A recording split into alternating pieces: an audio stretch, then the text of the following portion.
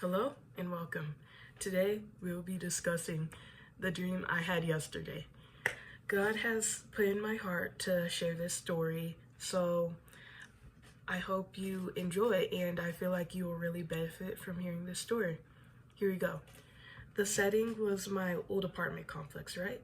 But we were just getting out of school, and me and my friend, we were walking to where we could be picked up, and we were waiting to be picked up.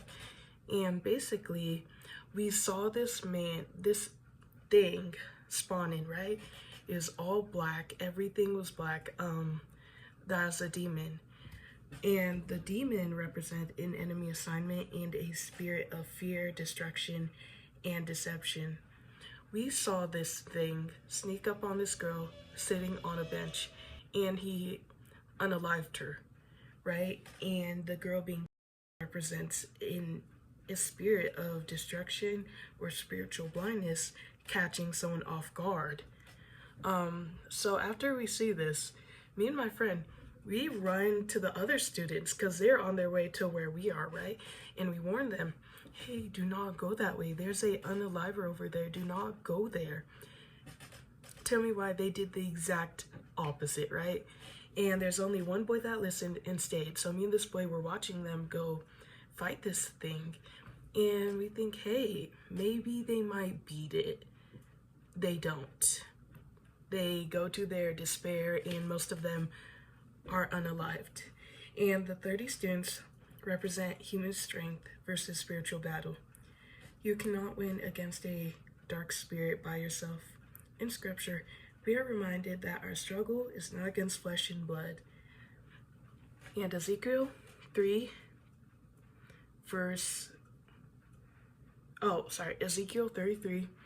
3-5. When the watchman sees the enemy coming, he sounds the alarm to warn the people. Then if those who hear the alarm refuse to take action, it's their own fault if they die. They heard the alarm but ignored it, so the responsibility is theirs.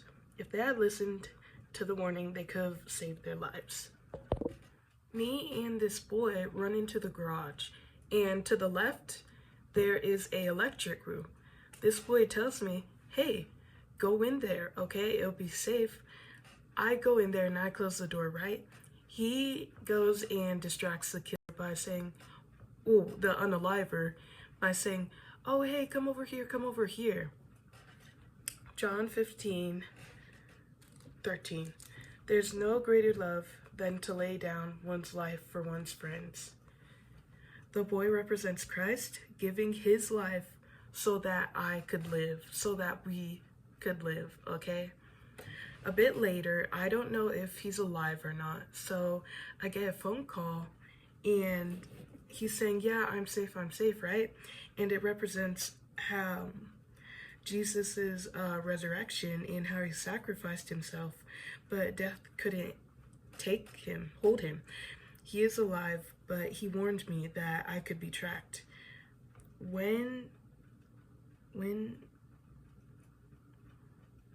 Oh my God, which acts as a spiritual reminder to stay alert.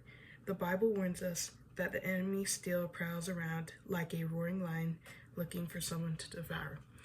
A bit later, I don't notice it, but these two girls eventually come in the room, right? And we get this life or death task, right? With the countdown. And if we don't finish it, it's game over. I start doing it all by myself, and I look over and I see these girls chilling, and I'm like, hey guys, can you help me? And they say, why would we help you? What? In that moment, I realize they are not my allies, but they are my enemies. The two girls represent wolves in sheep's clothing and false allies. I thought they were going to help me, but they wanted to see my downfall. This is a spiritual warning to discern your inner circle. Not everyone who positions themselves as your friend has your best interests at heart. I hope you learned something from my story. Goodbye. So after they said, why would we help you? I became very overwhelmed and discouraged.